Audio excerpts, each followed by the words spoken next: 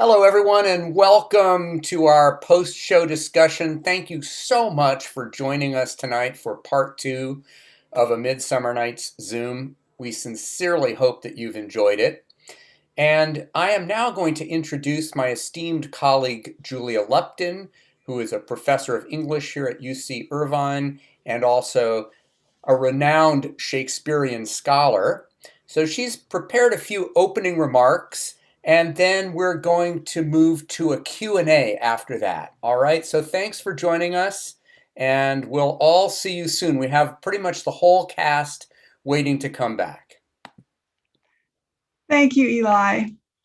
So at the opening of A Midsummer Night's Zoom, Theseus and Hippolyta resolve to awake the pert and nimble spirit of mirth. And by the end of the play, they and the whole wedding party are sitting in a theater together, awaiting midnight and the consummation of all of those marriages. We hope we have woken up the spirit of mirth in all of you. So why was A Midsummer Night's Dream the first Zoom theatrical production for New Swan? Eli will explain that he thinks we're all hungry for comedy. We want pomp and triumph and reveling. We want to celebrate the shimmering pleasures of the warm summer nights and savor what we still enjoy together: poetry and music, love and gossip, mischief and magic. This production, A Midsummer Night's Zoom, is about the escape from Zoomland into the forest. That's a narrative that associates Zoom with isolation and constraint. Yet in the forest, Puck zooms around the earth. And indeed, our virtual production has also zoomed around the world. It's been viewed this week by people all over California and in Vegas, Texas, Kentucky, Maryland, New Jersey, Toronto, and even New Zealand. So Zoom is not only a symptom of our isolation, it's also a means to overcome it. And Zoom theater is such an overcoming. One of our viewers, Deanna Shemick, compared Zoom theater to the sonnet. Sonnets are written in a very strict verse form, and they are often addressed to people who are far away. The classic sonnet is a love letter that takes its premise from the impossibility of a face-to-face communion. This production is our love letter to you. Whether we're sending it down the street or around the world, we miss all of you very much. But out of that yearning for contact and community comes new forms of art. And that's what we've tried to share this week. So you just saw part two of A Midsummer Night's Zoom. And in many ways, the centerpiece of part two is the performance of Pyramus and Thisbe by the Rude Mechanicals, working folk of Zoomland. One of the actors commented that this scene is all about theatrical problem solving. How do you depict moonlight? How do you represent a wall? How do you impersonate a lion without scaring the ladies? Now, our problems were a little different. How do you create a sense of place on Zoom? How do you make it look like the people are talking to each other? And what do you do about costumes and makeup during quarantine? When the Rude Mechanicals rehearse and perform, they make plenty of mistakes, which reminded me of acting on Zoom. For example, Patsy Quince, beautifully portrayed by Tolu Ekesola, speaks her prologue with the commas and periods in the wrong places. The result is nonsense. That's the humor of it. Those misplaced pauses reminded me of, guess what? Zoom, which freezes up when you speak too loudly, or your internet wanes like the old moon, lingering our desires. But nonsense makes new sense.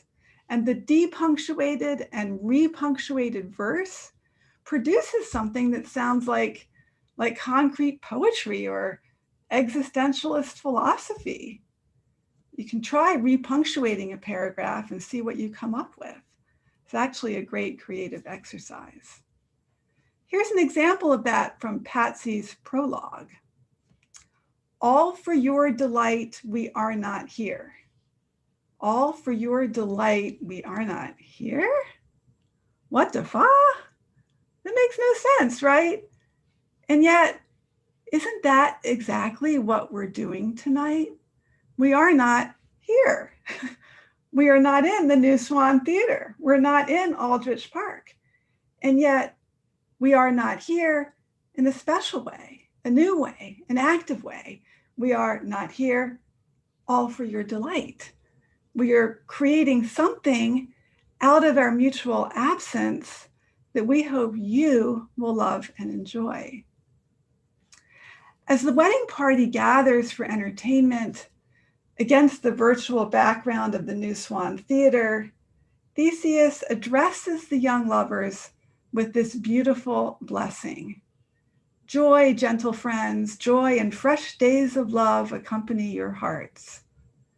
From our 15 houses to your 300 houses, joy and more joy, gentle friends. May joy and fresh days of love accompany your hearts. Let's welcome Eli and the actors back for our final talkback.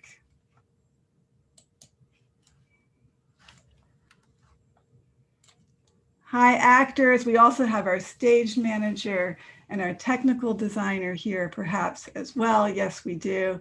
So we really have quite a great team here to answer your questions about the play, how we did it, how it makes our actors feel, what we've discovered and what you've discovered.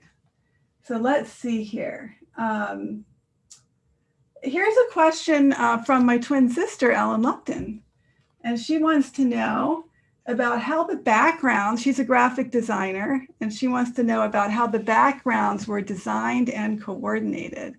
And so maybe Eli and then perhaps also Merle might want to comment on that. Well, thanks, Ellen. This was an interesting project for that. I'm a director, but not a scenic designer. And yet I felt on this show that I should undertake the task of determining the backgrounds. And so, really, at Julia's suggestion, I went on to Unsplash, where you can get high definition photos. And I just spent hours kind of shuffling around and looking for what I thought would be good places for the actors to be zooming in from when they're in Zoom land, and then the appropriate kinds of forest backgrounds that when put on a screen, so if you had two in a row or a box of four or three, it would look like a forest and not like a repeated forest, although obviously if you look closely you can see the repetition. So if you look, for example, at Tolu's background, that can be spread across a screen, or Thomas's as well. I tried to follow the time of day and night. I wanted it to be the backgrounds to be evocative and powerful and a little bit magical and sometimes a little bit scary too. So yeah, there's magic and great things happen, but a lot of scary stuff happens in the woods too. So those were kind of my guiding principles. And luckily, we have this incredible cast that knew exactly what background to call up, because that's something they had to do. If we had three in a forest and one forgot and was back in their house or in the palace or something else, we'd have a problem. So the actors were in charge of their own backgrounds and their Snapchat filters as well. And I got a lot of help from everybody on all of that. So it was really a great collaborative process. Thanks. Fabulous. There's a lot of questions here about the rehearsal process. And so I don't know who wants to start out on that one, but maybe Maya and Tristan want to just comment on rehearsal and the challenges, how it's different from rehearsing a regular play.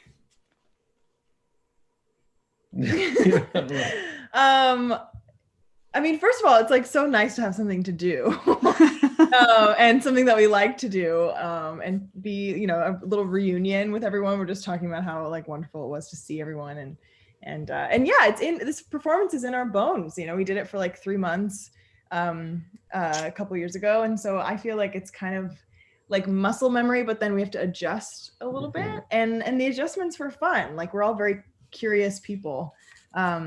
And so, with Eli at the front, I feel like anything is possible. Like, we can just kind of figure it out as we go. And yeah, like we had to, our first day, we adjusted from Skype to Zoom. A huge, I mean, yeah, because we've all been working on Zoom a lot, and then Skype, we were just trying to try that out, and it didn't really work. And we were like, okay, let's move forward, and it was fine. It was great. Great. Yeah. Someone else want to add to that? Because a lot of interest in rehearsal and process here. If I could add to that really quick, and then, you know, I saw someone might have wanted to say something else. I just, you know, I don't know that I would love for whoever's watching to really understand how weird it was that we had to act as though we were in the Brady Bunch screen that you were looking at. It was so trippy. And also on Zoom, there are, you know, like on Zoom, there's a setting called mirror my video. And if you are or aren't on that, technically when Eli says to your left, you'll look to your left, but to him, you're looking to your right. So you had to reverse everything again.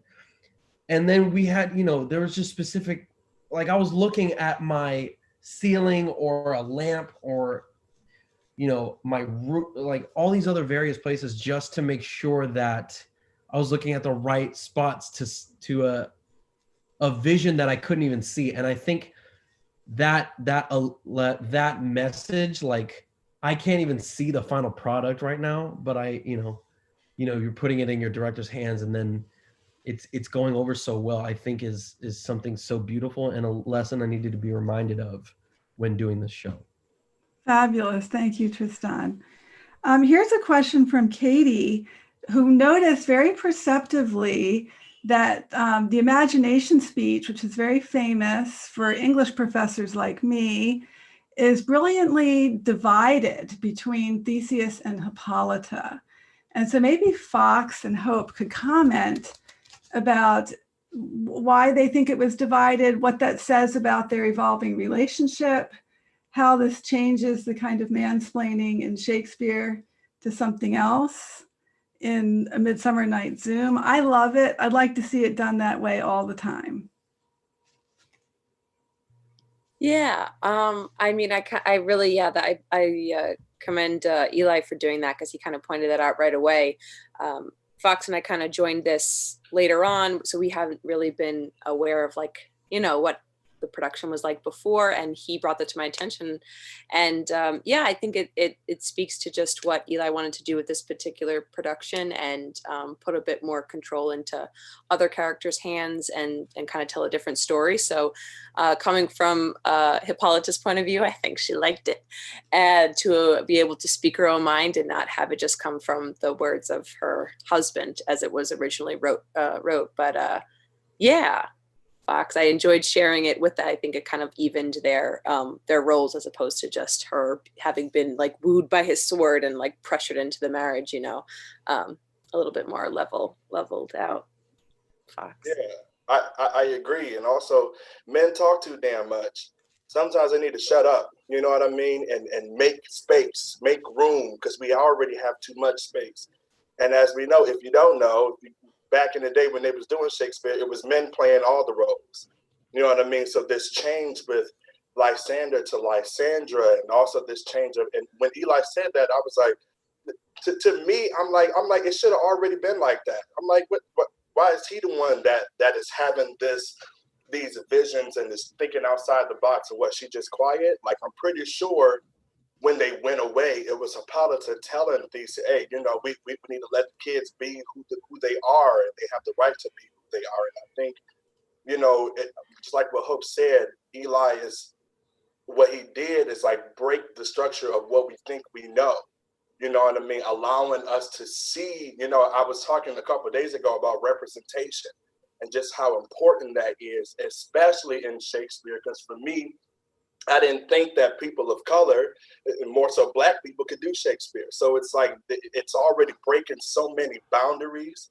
And it's like these warriors having this talk about love and poets and lovers and all of that. I think it's just, it's one, showing people, yes, it don't matter how hard you are or how whatever, You can talk about different things. Think outside the box because it's necessary. You may never know whose life you're saving by thinking outside the box. You know what I mean? So it's great that they're having this talk and that we're showing people, look, you can look like me and say these words. You can look like me or not look like me or look like her and think outside the box because it's possible. Beautiful. Thank you, Fox. I'm going to give this question to Karen. It's kind of about Thisbe, but I think it relates to the Lions part as well. Somebody wants to know why Thisbe stopped being Thisbe in the play scene. And you did something similar with your lion mask where you were wearing it and then not wearing it and then wearing it. And that was not a mistake. It wasn't the snap filter disappearing. It was actually a strategic move. So maybe you could talk a little bit about how the snap camera filters were used in Pyramus and Thisbe in this production, Karen. Sure. I mean, when we first did the production in the Swan, when we were rehearsing for it, we essentially, Eli just said, you all go in a room for an hour or two and just like see what comes up. And so we were given total liberty, and we were given, with that, a lot of fun costume pieces to play with. And those costume pieces kind of, generated a lot of our ideas and a lot of the play. We had a curtain that we were able to trip over and go around and all that stuff. And so I think the snap camera, the snap filters in this version were kind of the replacement for that. Because first of all, they're so fun. They're so fun to play with. In rehearsal, we were constantly playing with them and coming up with different ideas and trying different ones out. But I think specifically addressing the question about Thisbe, Michael chose to turn his filter off at that point in his monologue because that's kind of when his character is actually dropping into what they're saying and realizing that they as themselves are enough to deliver this message and don't need the wig, don't need the costuming, but just need the words and the language.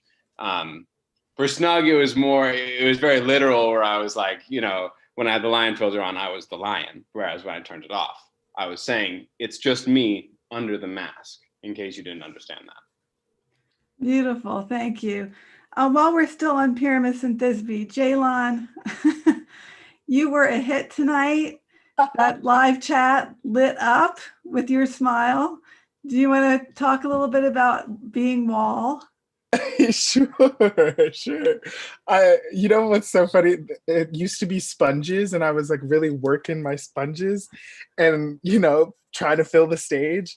But on Zoom, you really got to pull it back. And I think I said this the other day in the Talkback, but I naturally want to zhuzh it up, admittedly so, because I love what I'm doing. So on Zoom, you really kind of have to focus that energy towards the little itty bitty camera in front of you, and it forces you to communicate a lot easier and better, so that the interpersonal relationships that happen within the show are clear, just as clear as they were on stage. But now it's just, how many boxes can I watch to see what's happening at the same time? It's pretty cool.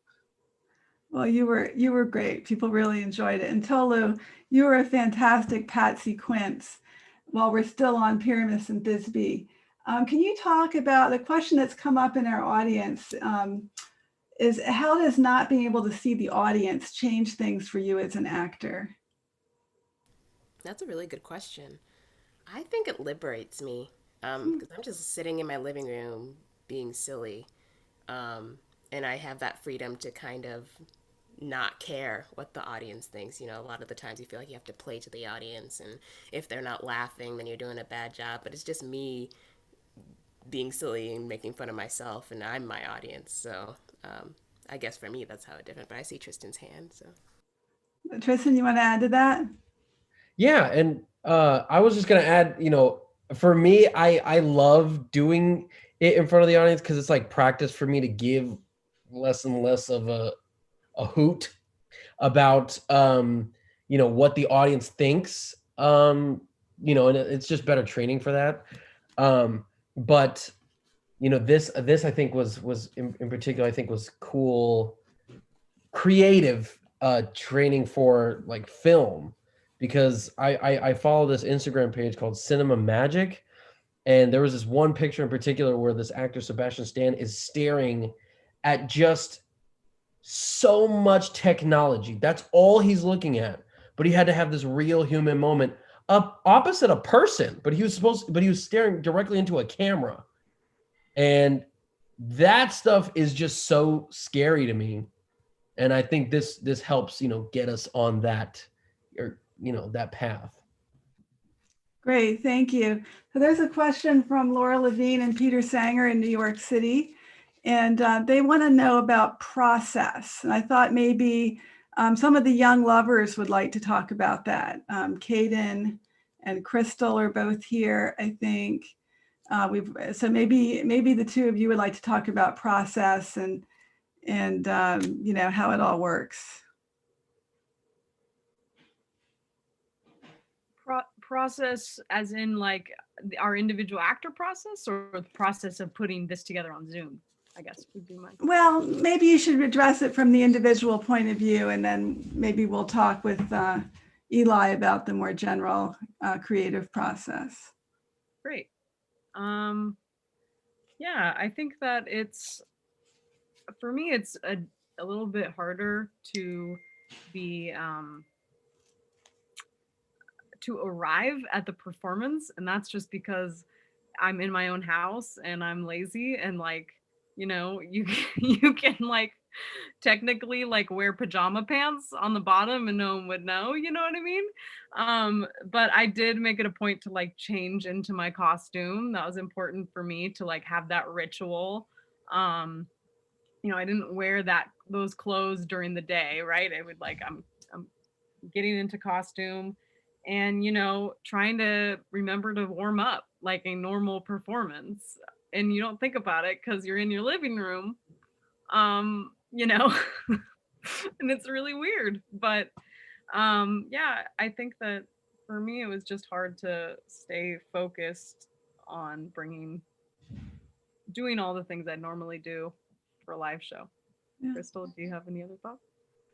I totally agree. I think we've all been doing a lot of acting in our houses these days, and it's really difficult because when you're in the theater and you feel the audience starting to pile into their seats, you hear them, and all of your castmates are around you and they're like, oh my God, we're about to go on, and you do this ritual thing either with castmates or without, and then you get this pit feeling in your stomach, and then you're just pushed on stage, and it's endorphins flood you. But I'm in my living room, like Caden's saying, and it's really hard to try to get this performance energy. But as soon as you lock into your scene partner, it's just the same. You're still communicating, you're still doing your action. And besides what else in the process? The biggest process adjustment I think that Tristan also mentioned was talking to the wall. Was very difficult. And in the theater, we project a lot, but we realized on Zoom that we cannot really yell or scream or project too much, or it blows out the mic. And so trying to find different places for our voices to resonate was a really big adjustment, especially for me. Great, thank you. So Sean Kearney on Lindsay Kearney's account has a question about the actor's favorite scene. So maybe Thomas, do you have thoughts about your favorite scenes in the production? I guess generally speaking, I mean, it's always fun for me to watch the other scenes, because those are the ones I can really get a sense of. The mechanicals are always a lot of fun to watch and to see. I think the structure of how things have been. What I like a lot about those scenes is that there's structure in them, where there's things that are repeated, but there's also so much play in them. And that's, I think, when theater is at its best, or when acting is at its best, it's when there is something that is repeatable and has a structure to it, but also has the kind of freedom of being able to play. Why we call it a play. But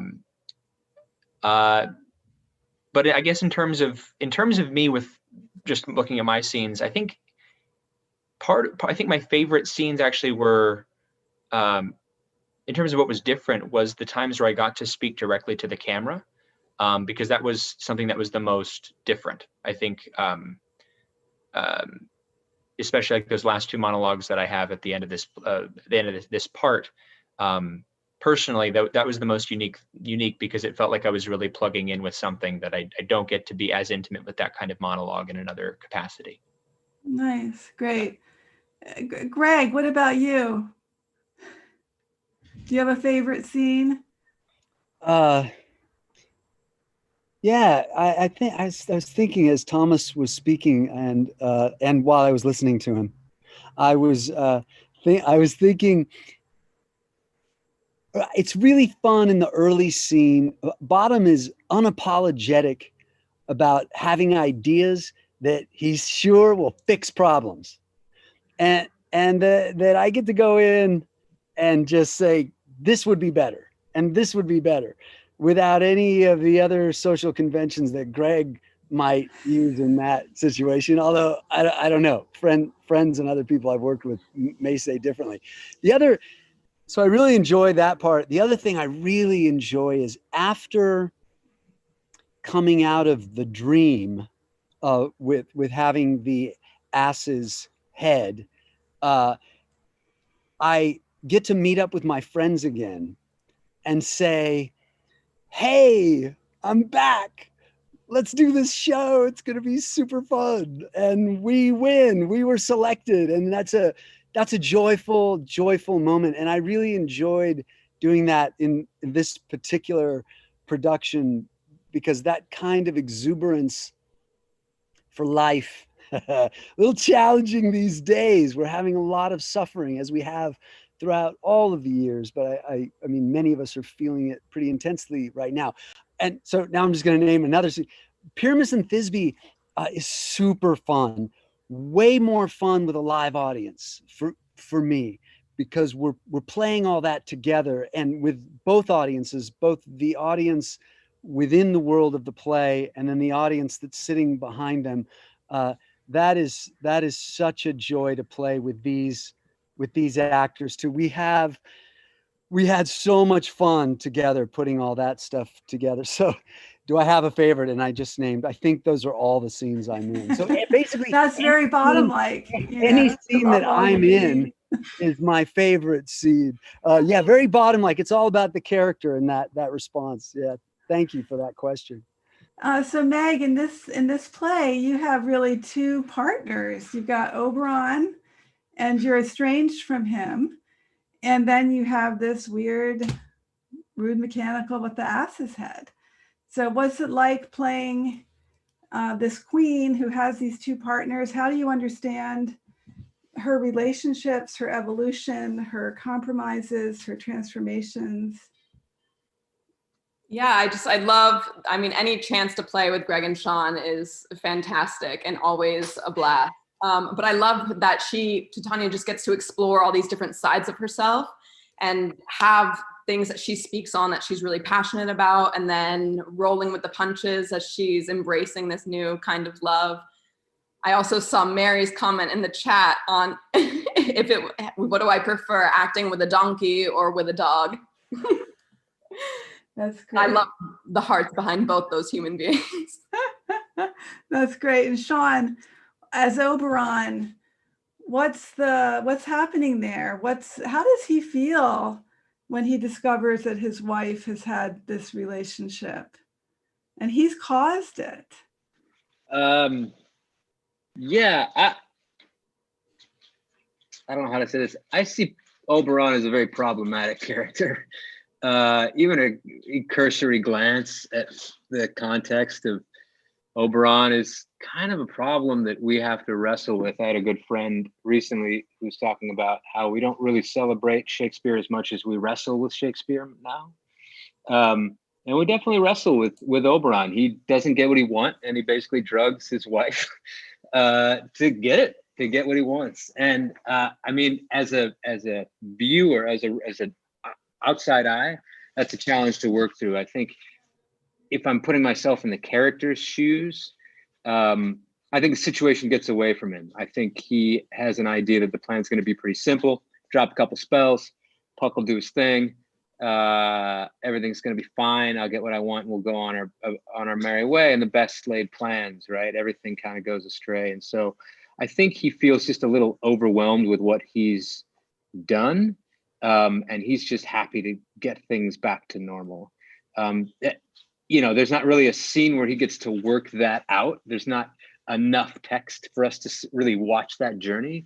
So I think, as with many journeys, as with many of the characters that we sort of get to share with the audience, sometimes we have to try to tell the story that we think is most appropriate for the audience that's watching it in the time that we're doing it. Exactly. And we can't always just say, well, the text doesn't support it, so we can't tell that story. I think we have to decide the stories we're going to tell and find ways to tell it with what's there, because I think that's important for keeping the work alive. That's how we wrestle with it. Thank you. So Richard, the character of Aegeus, it comes back is at the beginning and at the end, like Hippolyta and Theseus. And you've been a part of the company at the very beginning. You played Shylock our very first year, and you're returning in this part this year, which has really been great. And you're also, you teach film acting at UCI.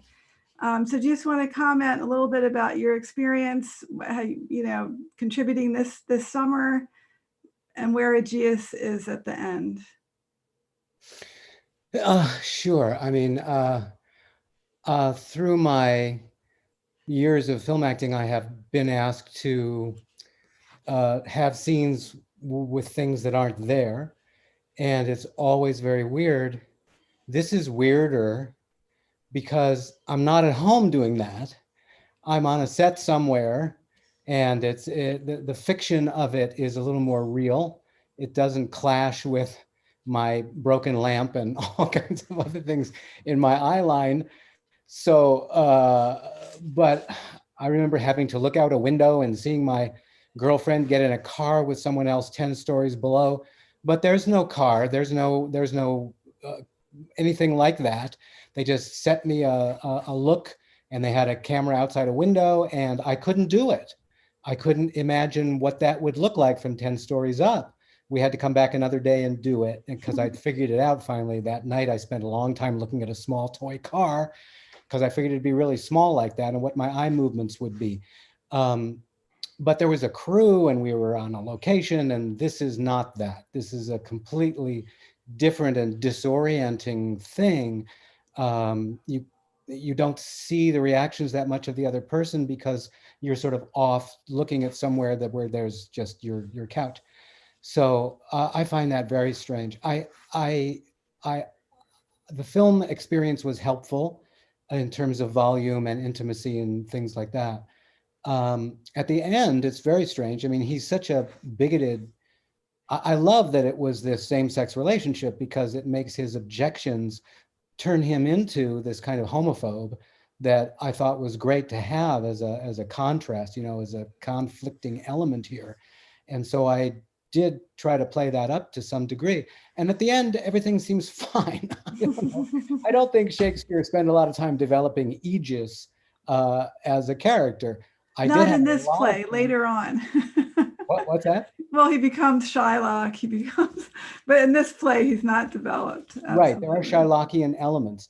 But at the end, it was really fun to be a critic and talk about how awful this play was. That was, Shakespeare's given you a lot of good stuff to say about this play and about how awful it was. And he just gets told no over and over again. I'm going to overrule you about this, and no, I'm going to watch the play. I had a lot of fun being overruled a lot. Well, we're almost out of time, and I do want to acknowledge Merle and Miriam, our technical designer and our stage manager, because of course they're always key partners in any kind of production, but in this, which was brand new for the company, is brand new, for everyone working in this medium. It was really just amazing working with them. And I want to sort of take it back to Eli. This is our fourth and final night. The run is ending. What are your final reflections before we say goodnight? I'm so sorry. I just want to chime in, because there's an entire group of people that we need to thank that we haven't thanked, which is, and I think everybody maybe watching this talk back can relate, is most of us don't live alone, and the people we live with aren't necessarily involved in this production. And so, we have been shouting lines into a computer randomly while other people are trying to do at the waning hours of their 40-hour work week in the opposite side of the room, going, why are they yelling? Oh, right, they're in a play. And so I just want to take an opportunity, not just to thank the person I've been sharing a space with, but I think everybody that is working together to sort of support each other in this difficult time and make sure that everybody can sort of pursue their passion, pursue their work productively. I think it's really important and needs to be recognized. That's all. That's a great shout out, Sean. Thank you for that, and thank you for everyone that had to put up with us putting this together. And I just want to thank our patrons, our supporters, those who took the time to log on and check us out. I mean, this is why we did it. Really, we wanted to connect with you. We miss you. We miss being with you. We know that we're with you virtually right now, but it's better than not being with you at all. So it's very meaningful, I think, that we've had such a wonderful turnout for all 4 nights. And I'm deeply appreciative that you trust us enough to give us a chance to create a Zoom show when probably the last thing anybody really wants to do is go on Zoom anymore at all. A few of my neighbors said, yeah, we know about the show, but we can't do any more Zoom. And I do understand that. But I'm just appreciative to our audience for allowing us the opportunity to connect with you and for staying with us through this and letting us try this grand experiment, which it really was for us. I'd never directed on Zoom, and I don't think anybody here. Well, there were a few actors here who had maybe done a show on Zoom, so they were more experienced than I was, and helped to lead the way. But I'm grateful to the company, and of course to Miriam and Merle, and especially to Julia, who really championed this whole idea from the very beginning. She said we really ought to do a show, and I thought, I don't know, I'm into live theater, but she convinced me that it would be a good idea in these very precarious and strange and dangerous times to try to create art. And it was difficult, but I think sometimes significant art can rise from these challenges and these difficult consequences. So I'm very indebted to the company for being willing to stick with it. And we put this whole thing together really in 1 week. So it wasn't like a normal rehearsal period where you go 3 weeks or 4 weeks. So my hat's off to everybody, and my thanks Thank you, to Eli. everyone involved. Yay, Eli, yay, cast, yay, audience, yay, designers and managers, yay, everyone. Thank you.